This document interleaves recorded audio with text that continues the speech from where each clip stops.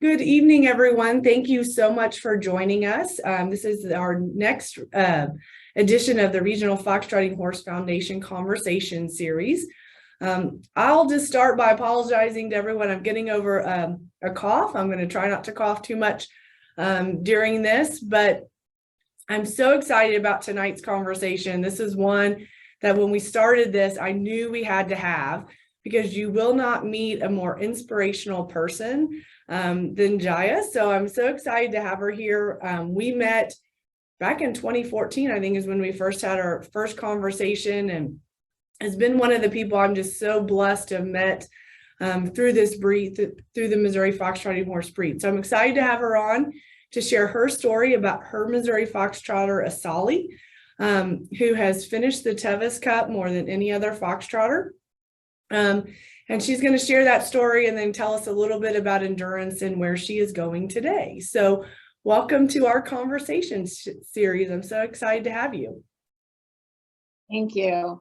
Amber, I have to say, it's such an honor that you asked me to be a part of this. I am incredibly passionate about endurance and Tevis Cup, and I never, ever, ever dreamed in a million years that when I entered into this partnership with Asali, that it was going to lead me to all the amazing places it has led me to. And it is so fun that she has also, through everything that we've done together, led me down these paths that have just led me to amazing people. I've met so many cool people through this sport and through Asali specifically, and one of them is you.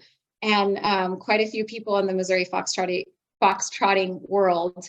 Yeah, so it's just also fun just like to hang out with you, Amber, and chat. I know. We should do this more often, just get on these live conversations.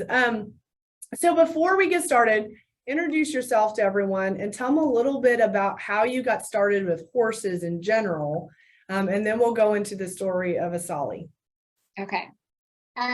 So I started riding when I was 5 years old. My mom actually was into horses. Her mom, my grandmother, was big into horses and grew up with horses and actually drove horses. Let's see, my grandma would have been 13 years old. She was born in 1913. And when she was 13, the family moved from Colorado to California, and she drove horses. From all the way from Colorado to California. So I have a little bit of horses in my family history. And my mom took me for horseback riding lessons when I was a little girl in Connecticut. And I was hooked. I used to complain about going to dance class, but I never complained about putting on my riding breeches. Never complained about being at the barn. And it turned into this lifelong passion. So I started out as a hunter jumper rider. And now I still ride hunter jumpers, but I'm primarily an endurance rider. And I'm also a mom of four. Oh my God, I have 4 children. It seems crazy to say that because I also never thought I would end up with 4 kids. I have 4 beautiful children. I have 3 boys, ages 20, 17, and 5. And then I have an almost 2-year-old daughter. I'm a wife, a registered nurse, and my primary business actually is horses. I own Life at Horse Farm, and I teach horseback riding lessons and introduce students to endurance. And we're also going to start retreats this summer, working with horses who heal. So that's kind of an exciting new thing that I'm doing too. Yeah. I don't know how you do it. That sounds very busy. I have a very supportive husband, I will say that. And your daughter is beautiful. I got to see a glimpse of her before we started. So very good. So let's talk a little bit about Asali. So her registered name is Foxfire's Little Britches. But how did she come into your life? So I was actually a nursing student at Chico State. And it was a professor of mine whose daughter was looking for someone to exercise her horses. And I overheard this conversation and kind of jumped in and said, hey, I ride horses and I would love to help your daughter exercise her horses. And so I show up at Jennifer Freeney's house, and she had a Morgan mare and she had a Asali. And I had never ridden a gaited horse before. I also had never ridden something so small because I was used to these huge 17-hand warm bloods. Yeah. And Jennifer also did like all the, what I, at the time, I thought, oh, all this crazy cuckoo natural horsemanship stuff, these horses, like, their manes weren't pulled. They were barefoot, she rode bareback and, bitless. And so this was like kind of out of my comfort zone. But I started exercising her horses for her. And Asali was the one that just always came up to the fence. When I got there, Asali was the one that wanted to go out. And so I started trail riding a ton with Asali. And trail riding was a little bit out of my comfort zone at the time too. And I was bareback and I was riding in a rope halter through Bidwell Park in Chico, California. And then one day, kind of as a joke, I said to Jennifer, would you ever consider selling Asali? Because I had just become so bonded with this horse and was having a great time riding her. But at the time, like, honestly, couldn't afford a horse. And I'm not exactly sure what happened, but after several more conversations and somehow a contract got typed up and I ended up giving, actually, I think we decided on a purchase price of $500, and Jennifer, if I remember correctly, had paid $4,000 for Asali as a 4-year-old, I think. And Asali was now 9. I was this broke college student with 2 kids. My husband and I were like barely making it, but I told Jennifer, I can give you $500. And I did a deposit of $40 and I made monthly payments until I paid off the $500. And Jennifer let me keep her at her house, and I just paid for Asali's expenses. And my husband and I helped by, building a tack room and, helping do chores around the barn. And so that's kind of how I ended up with Asali. So I should have asked at the beginning, how did she get her name? What does Asali mean? Yeah. So Asali means honey in Swahili. And when Jennifer purchased her, they were calling her, I think, Foxy, because her registered name is Foxfire's Little Britches. But for whatever reason, Jennifer just really liked the name Asali, and she is honey colored. So it's perfect. I love the name. Yeah, it seems to fit her really well. I'd never heard it, but it's just like perfect because it's so unique and it's just her. Yeah. So when you went through that process, which sounds like sort of amazing, you just found this perfect horse and this perfect bond. Were you thinking endurance at that time, or were you thinking, hey, I just found a horse? So I actually had never even heard of the sport of endurance. I don't know what I was thinking.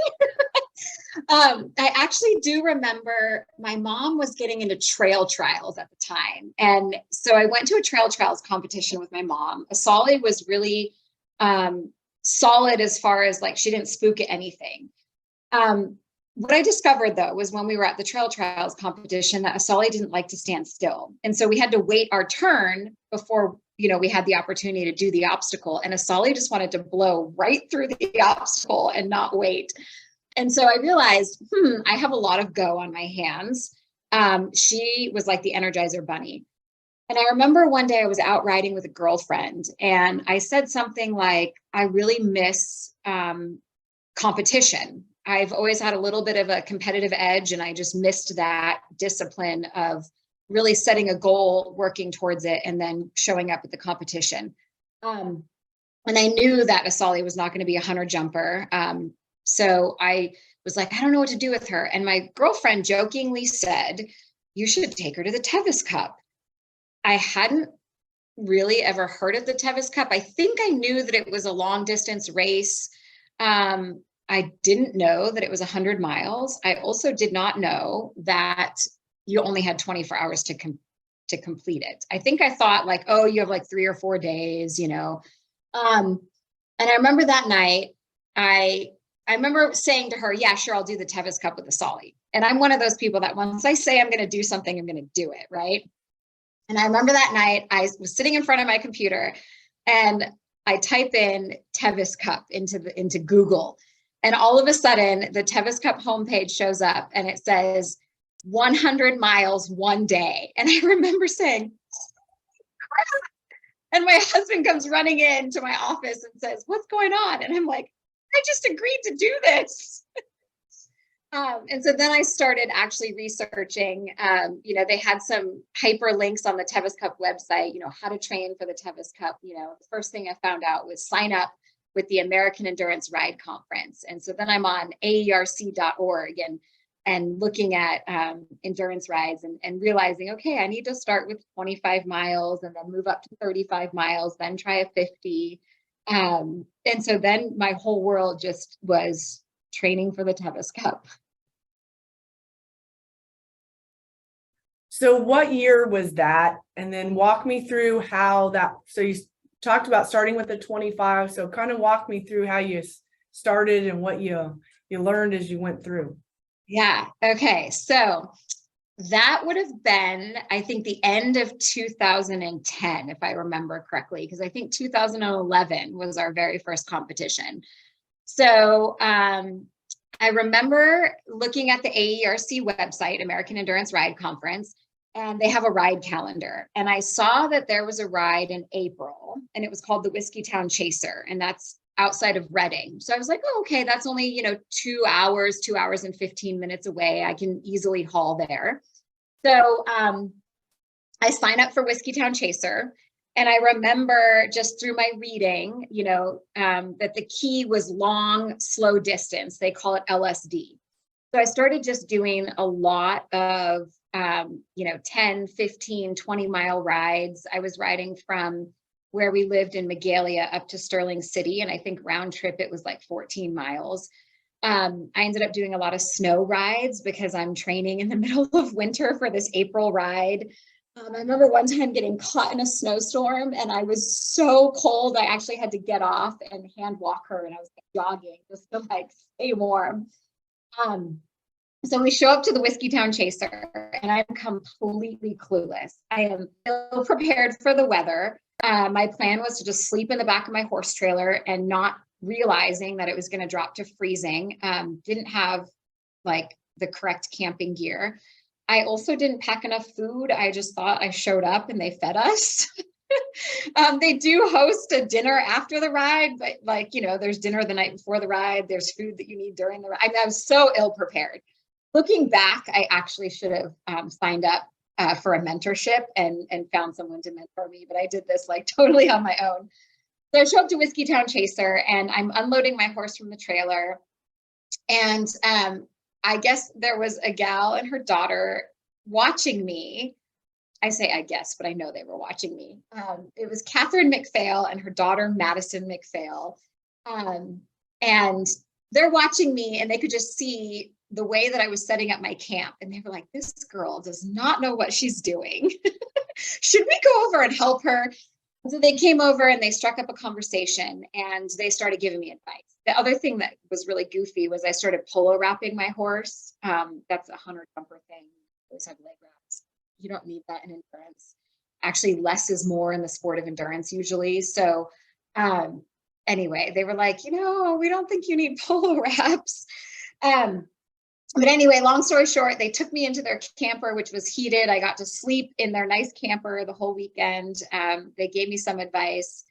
I did actually finish the race. I got lost because I didn't correctly know how to read ribbons. But we finished in last place. And I gained a ton of knowledge through that first ride. And I ended up gaining 2 wonderful friends who I'm actually still friends with today. So yeah, that was my first ride. So I messed up when I went live. So for those of you that are joining the Regional Foxtrotting Horse Foundation, I'm sorry. We'll get the front of this video back up for you. We should be correct now. So I apologize for that.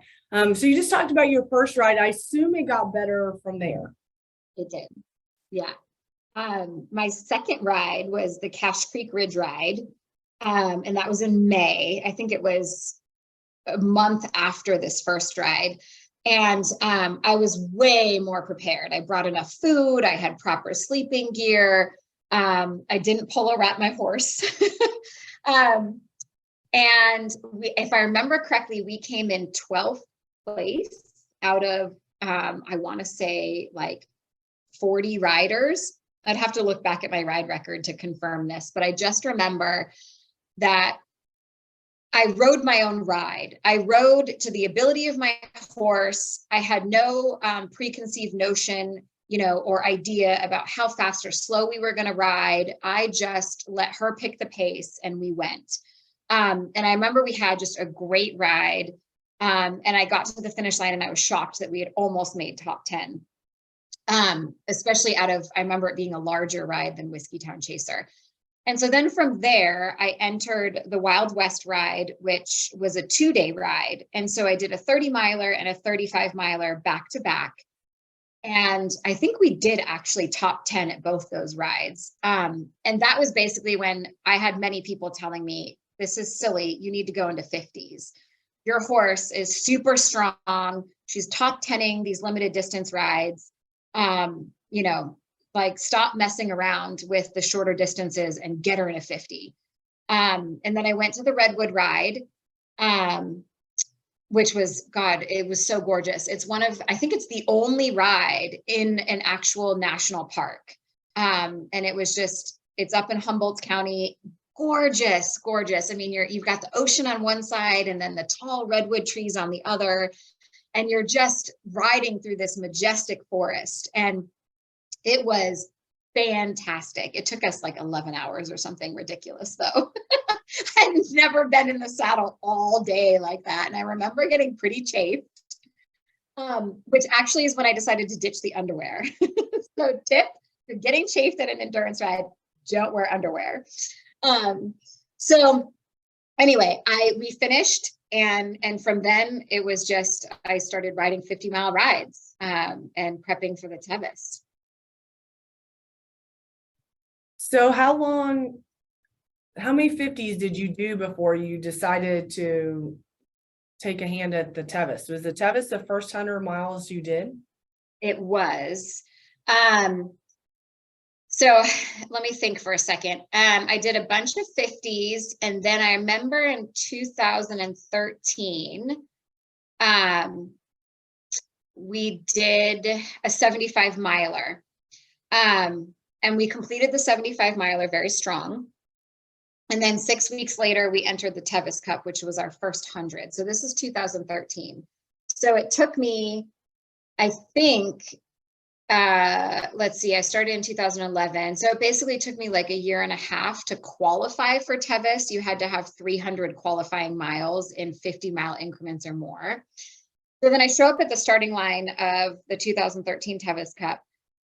We did not finish the first time we started. We got to mile 55 and we got pulled for being over time, because we didn't make that time cutoff into Deadwood. But I made a couple mistakes. One was I went into Tevis with a horse that was a little bit too tired. I had really ridden a lot of 50s, and then I had ridden this 75 miler, I think only like 5 or 6 weeks before the Tevis Cup. So I learned that it's actually better to go into the Tevis with a well-rested horse. And so I learned from that.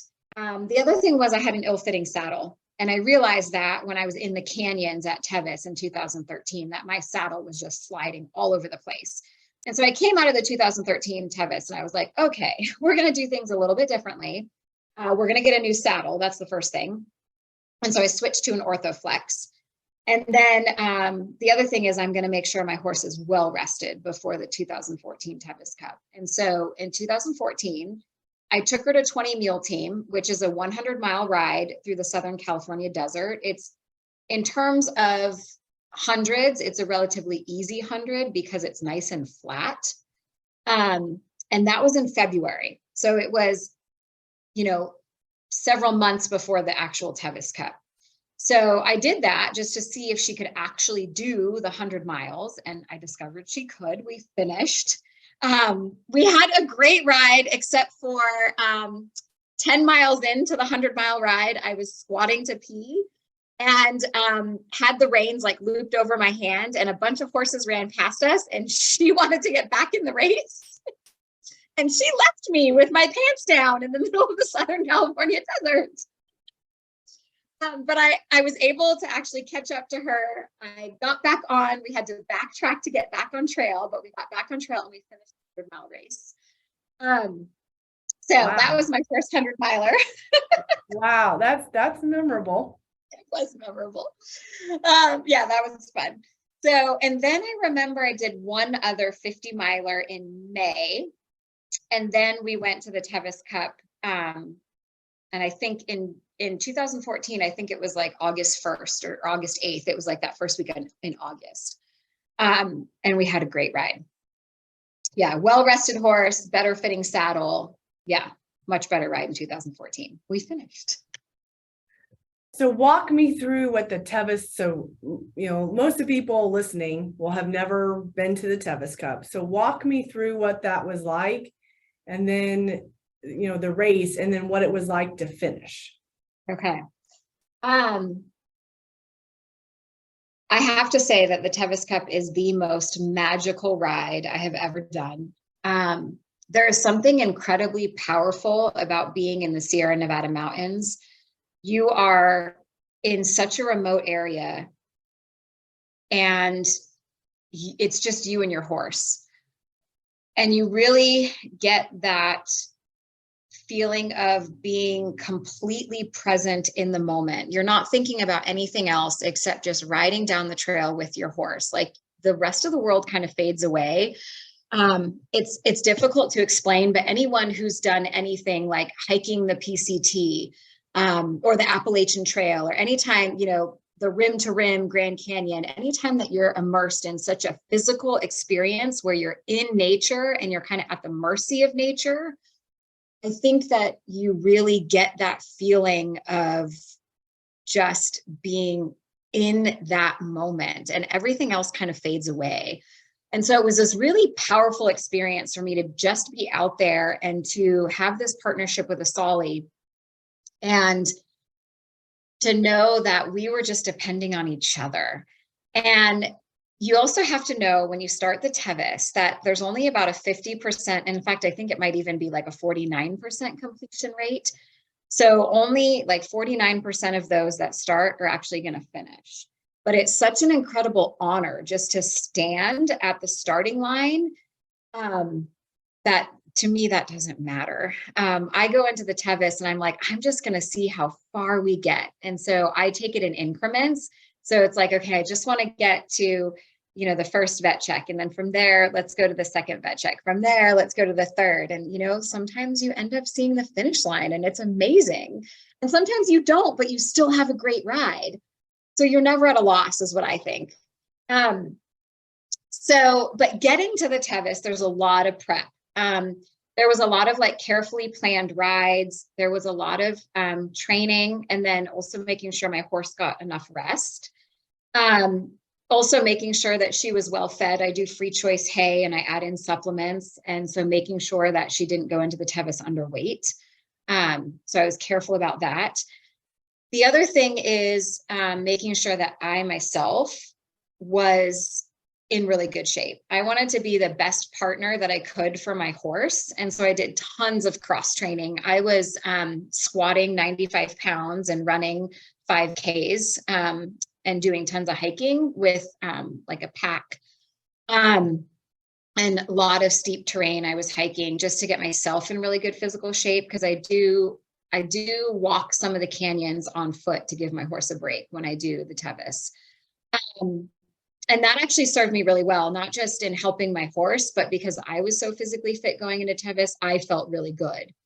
The other thing that's super key is hydration, making sure that my horse is well hydrated, having good electrolytes on board, and making sure she's drinking well before the race. And then also myself, I started electrolyting myself before the race. And then throughout the race, just being super conscious that I was drinking enough, because it's hot out there. And you get humidity in the canyons. And if you don't feel good, you're not going to be serving your horse well.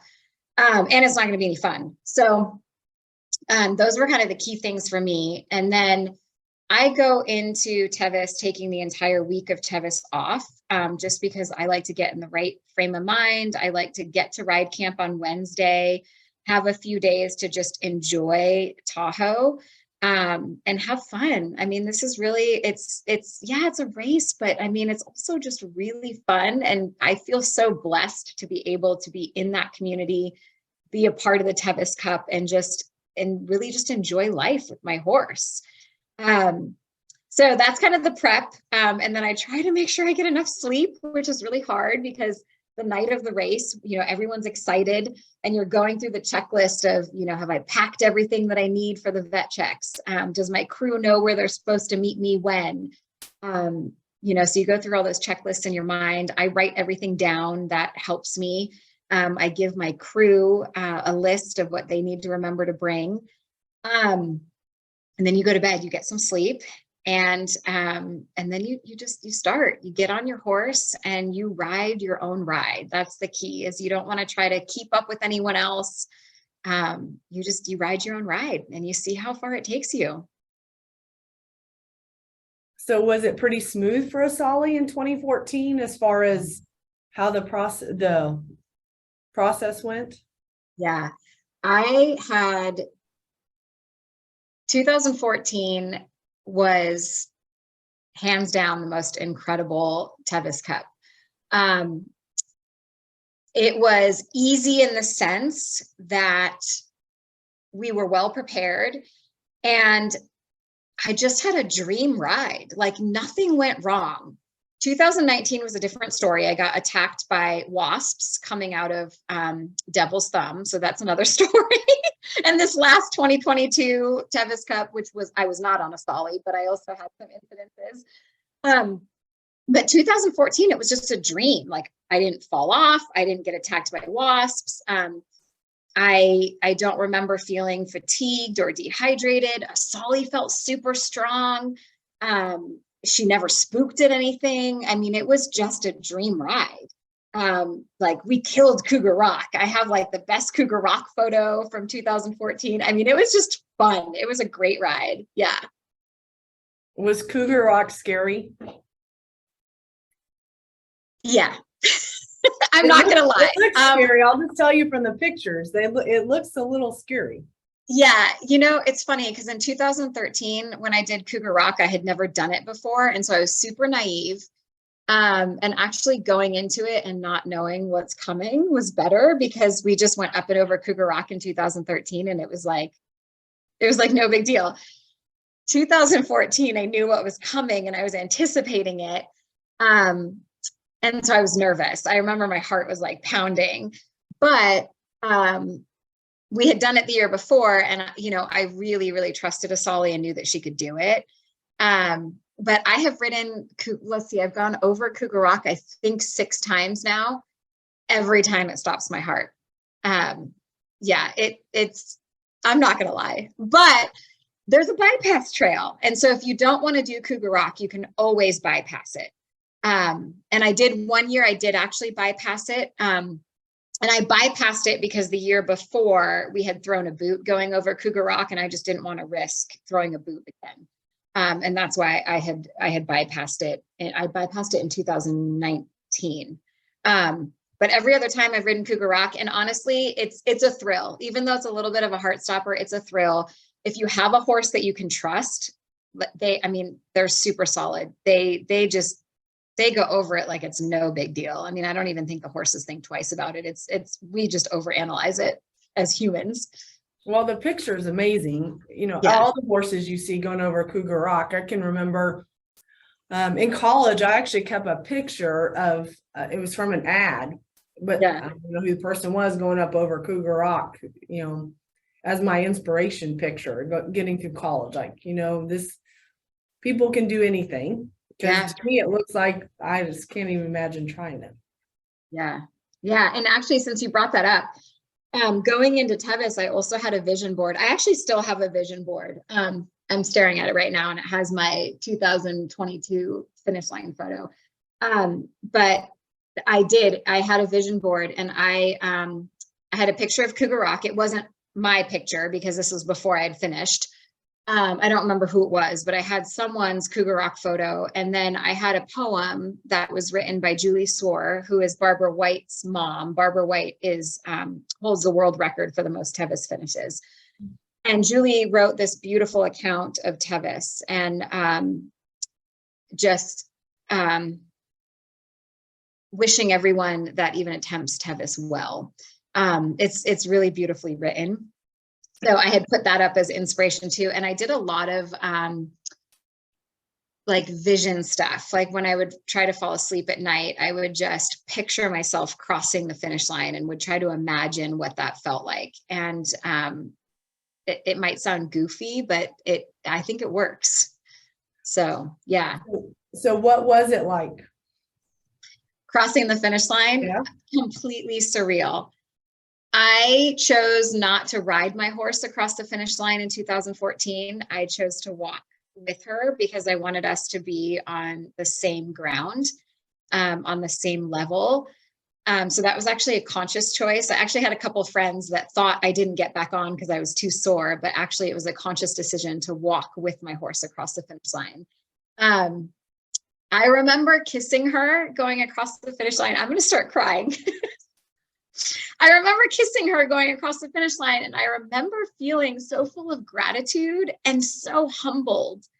And I also remember thinking just a few years previous, I never even imagined that I could do something like the Tevis Cup. And so to walk across the finish line and accomplish something that I just never thought I could do it was a big deal. And it was also a lesson that I take with me as a mom. It's something that I can tell my children and fully believe it when I say it.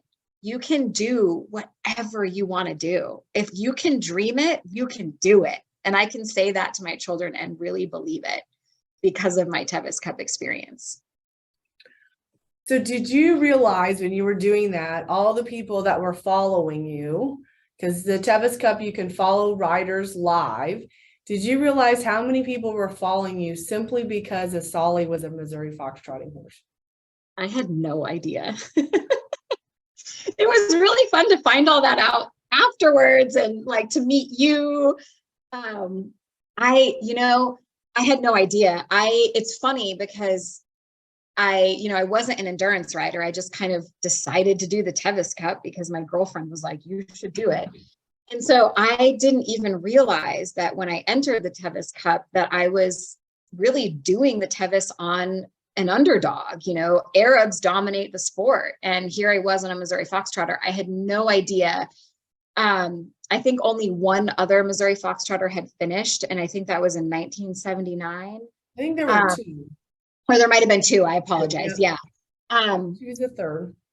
Okay. Yeah. So, there just weren't a lot of Missouri foxtrotters doing Tevis. And I didn't know that at the time. She was the only horse I had. She was the only horse I had. And so that was the horse I was going to take. I didn't have the money to buy another horse that, maybe was a proven endurance horse. So I just, ran with what I had.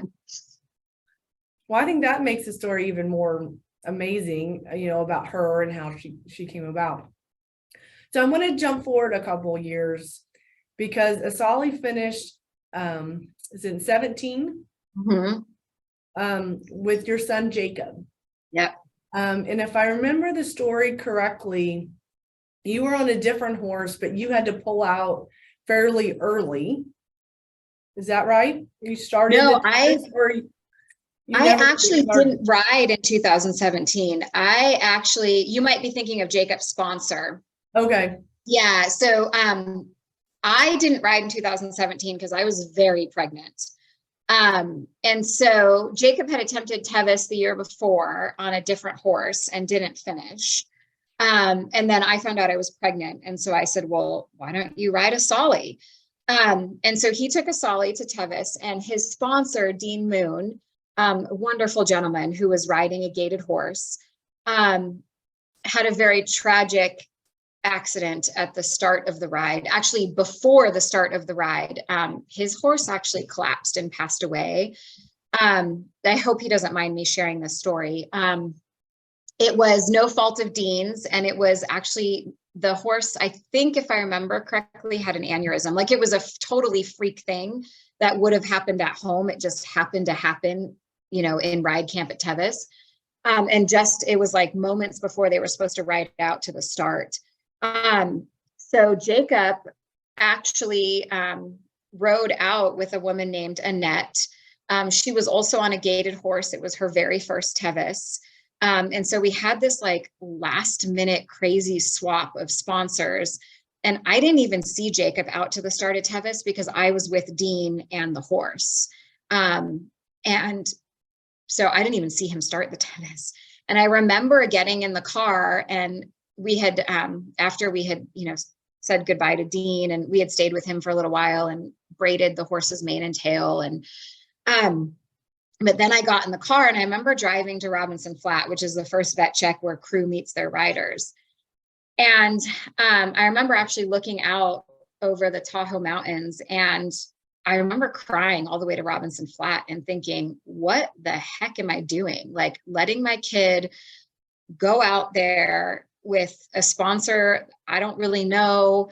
And like, I was just like, it was just crazy. It was a crazy start. But I remember my husband saying to me, I have this feeling that Jacob's going to finish. Like, my husband felt really strongly that Jacob was going to finish. He said, I don't think anything else is going to go wrong. And I think Blue, Dean's horse, is going to be watching over. And yeah, anyway, so. And how old was Jacob? He was 15. Yeah, he was 15. And so juvenile riders have to have a sponsor. That's why you had to find him another. Yeah. And it's funny because Annette still credits Jacob for her finish because she had never done the Tevis before. But Jacob had done a 100-mile ride previous to the Tevis. So he was a very experienced junior rider. And he was the one that like kept Annette going, because I guess there was a few times where she was getting slowed down and Jacob was like, come on, we got to make cutoff. Like, you got to keep going. And so Jacob and Asali kind of carried Annette and her horse to the finish line. I guess Jacob was leading through most of that ride. And they barely made cutoff, but they finished. So was it more stressful doing the ride yourself or having Jacob out there riding himself? I think having Jacob out there, because I remember when I did it, I just had a great time. I just had so much fun in 2014. But I think as a mom, and especially, you know, having that incident happen at the start of the ride, and then just thinking of all the things that could go wrong.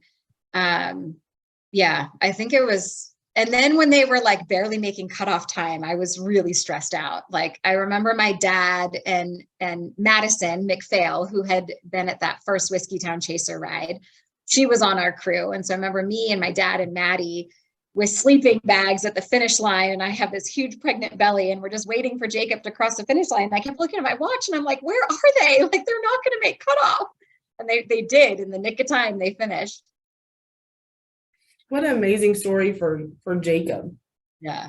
Makes me tear up knowing him and, you know, having met him after that. And I believe in my numbers, he's the only juvenile rider that I know of that has finished the Tevis on a Missouri Fox Trotting horse. I think so. Yeah, I think you're right about that. I think Asali is the first Missouri Foxtrotter to have finished Tevis 3 times and the only Missouri Foxtrotter to have finished Tevis with a junior rider. Yeah. So the third time was after Jacob, right? Yep. And what year was that? So that was 2019. Okay. Yeah, that was her third buckle. And that is amazing. Yeah, 2019. So that was right after the campfire. So you know, Amber, that we lost everything in the fire. So 2019 was, I don't even know I kind of felt like I was in the twilight zone. We actually had, we had lived in an RV all summer. In fact, we visited you guys. Yeah. We had visited all of our Missouri Fox Riding horse friends for 4th of July. We spent 4th of July together that year. Yeah. It was amazing. It was really fun. So we were living in this RV. We went to 26 different or 25 different states, had this epic road trip, but it was also strange because we're having this epic road trip. And I remember, in a way feeling so grateful, because if it hadn't have been for the campfire, we would have never done something like this. We were gifted an RV, and we got to take our children to some amazing places that I don't think we ever would have gone or even thought about going had it not been for the campfire. But it was also this really strange feeling of, we don't have a home. We don't have a home to go home to. And we finished our trip at the Tevis Cup. I show up at the starting line of Tevis in 2019. I had a girlfriend of mine, Borka, who had ridden Asali and kept her in condition while I was away on this trip. And while we were on this trip, I was riding other people's horses in other states to keep myself in shape. And so I show up at the starting line in 2019, and it was just this really strange, I don't know what's going to happen when we cross the finish line. Like, we have no home. I don't know where we're going to after this ride. And I actually remember riding down the trail with some people that I had just met. You share trail with people on the Tevis. Sometimes it's miles, sometimes it's 10 miles, sometimes it's 20, 25 miles, whatever. And I remember sharing the trail with some people. And a common question is, where are you from? Where do you live? And I got that question, and I was like, I don't know. Like, right now, I live right here on top of my horse on this trail. Like, that's my home right now. It was very much, living in the present moment. And then we did have a crazy incident coming out of Devil's Thumb where 2 horses in front of us stepped into a wasp nest, and the gal right in front of me and then myself got horribly attacked. Asali was stung. I was stung multiple times. We made it through the race just fine, but after the finish line, I ended up in the ER because I had to get on steroids, and it was kind of miserable. I rode 45 miles with these awful wasp stings. So it wasn't as fun in 2019. How old was Asali in 2019? She would have been 19 because she was born March 10th, 2000 is her birthday. I just think that's incredible. A 19-year-old finishing a 100-mile endurance race. Yeah.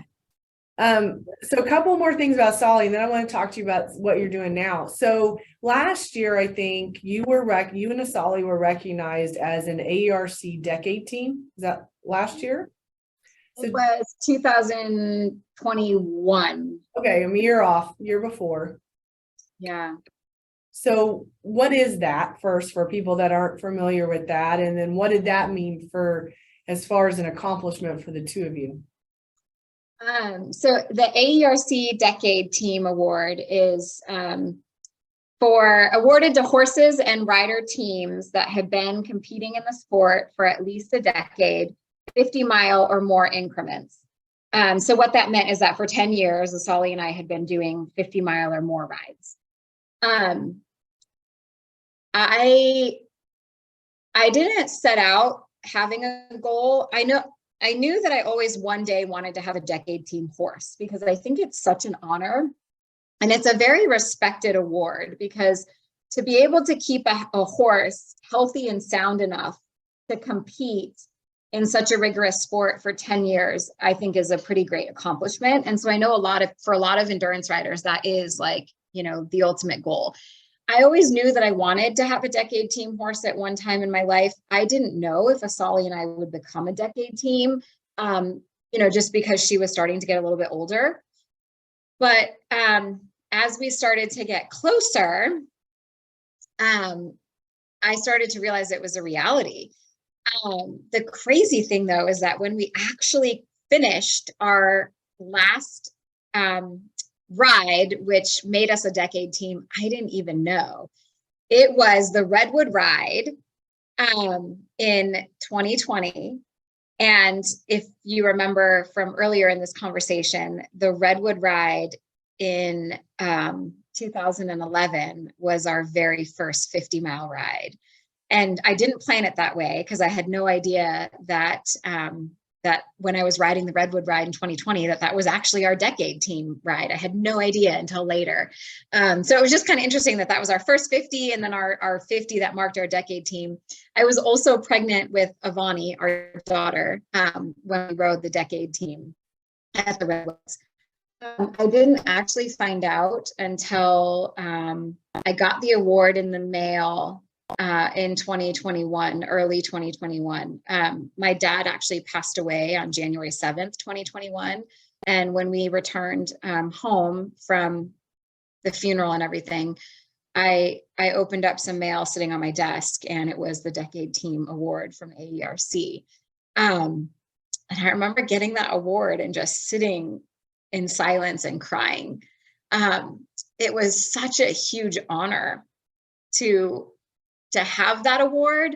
But I also felt this immense sadness that I couldn't call my dad and tell him, hey, we made the decade team. Because my dad was a huge supporter of Asali and I in the sport. He was not a horseman. He never rode, but he crewed for me at every single one of my Tevis Cup finishes. He crewed for Jacob. And he was also there for a lot of our other rides and just a huge supporter. And so I remember getting that award and just thinking, oh, I wish I could call my dad right now and just tell him, like, look at, we got the decade team. He was a huge part of Jacob and I coming to Missouri too, when we were there for the World Show and Championship in 2017. So, yeah. Oh, you're still on mute. Thanks. Yeah, no problem. Been muting on and off so that people have to listen to me cough. So last 10 minutes here, let's talk about what you're doing now, and what Asali is doing now. So you have some new horses. You're still supporting, you have a lot of kids that you're introducing to the sport. So talk to me a little bit about your horse business, and the new horses that you have. So we were blessed that we were able to actually get a new home and a new property. So we live about 45 minutes from where we used to live when we were in Paradise. We bought our property actually during like the height of COVID. That was kind of crazy, closing escrow during that time. But now we finally, I was able to restart my riding business. We have a round pen up. We're working on our arena. I have all the horse fencing done. We're working on a second barn right now. And so I'm still, I'm back to teaching lessons full time. I actually have a lot of adult students right now, but I also have a lot of kids. And I've got a lot of students that are really interested in endurance. And so that is super fun to get them going down the trail. And Asali is paramount in that. She,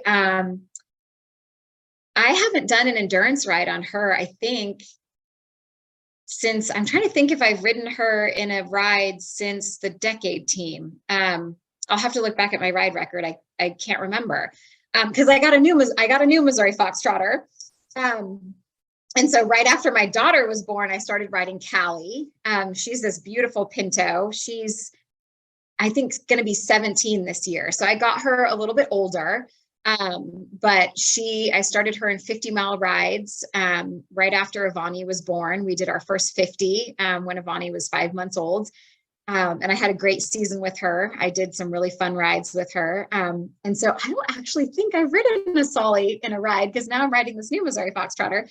And Asali is just so solid and great with beginners.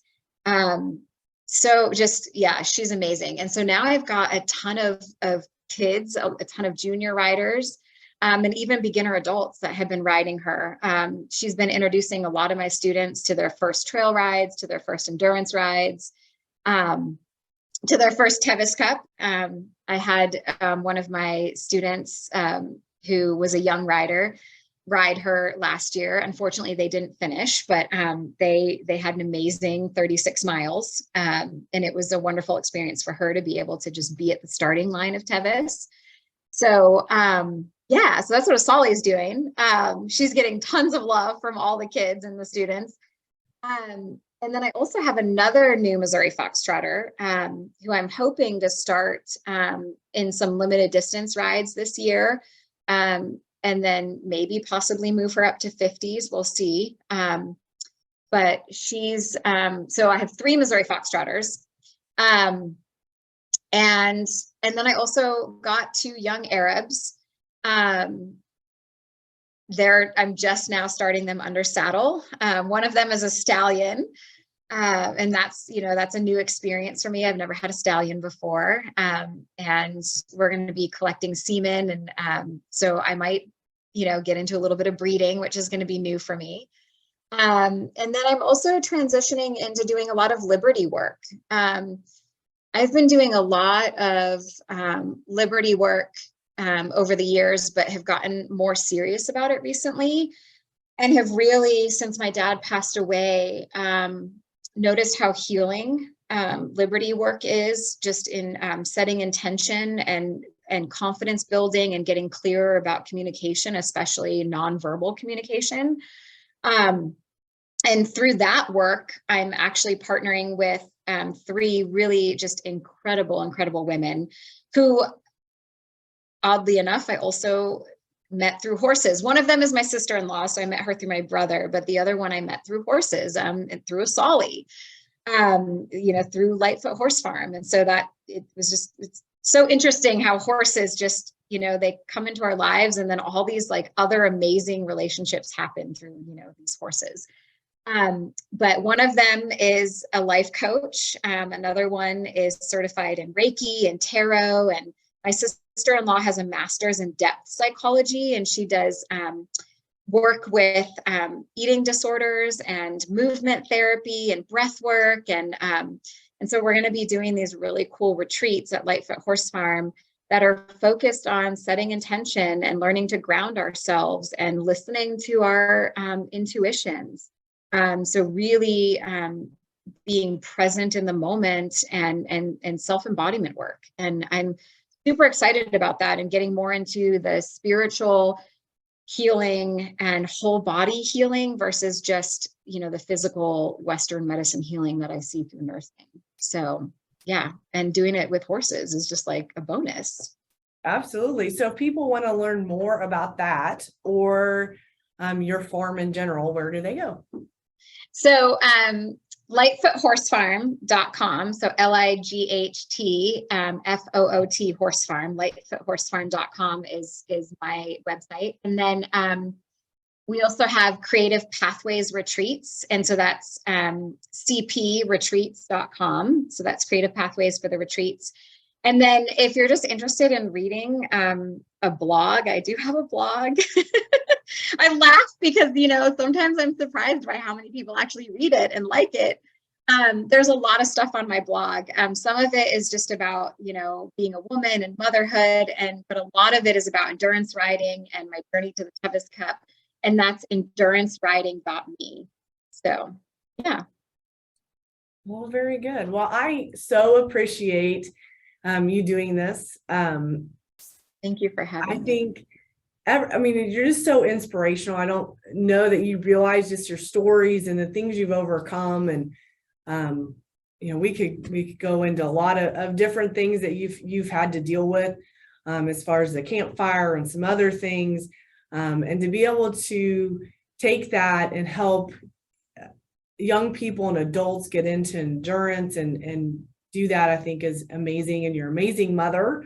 Having met your children, they're fabulous, and you can see that what amazing mom you are through them. So I hope everyone has enjoyed this conversation. I have, and I did mess up at the beginning, but don't worry, I will make sure the full video gets on our Facebook page here in a little bit. So again, thank you so much. I encourage everyone, if you're interested in endurance, especially if you have a gaited horse, reach out to Jaya. She's would be a great mentor. She can connect you with people in your area. She knows people all over. I can tell you, when she came and visited us in Kansas, she went to an endurance ride and jumped on a horse in Kansas. So she knows people all over, so she can connect you She also knows great trail riding places. So I do. Yeah. I especially appreciate that it's the afternoon there in California. So I appreciate you jumping on at 4 o'clock to do this. Yeah, of with course. us. Thank you for having me. It was really fun to share. And I'm so passionate about endurance and Tevis and horses and Missouri Foxtrotters and living your dreams and yeah, all of that good stuff. So Amber, thank you so much for letting me just share. Anytime you can come on and we can do this again. I'd be more than happy to do that. Awesome. All right. Well, thank you very much. I'll stop the live stream and I hope everyone has a great evening. Awesome. Good night.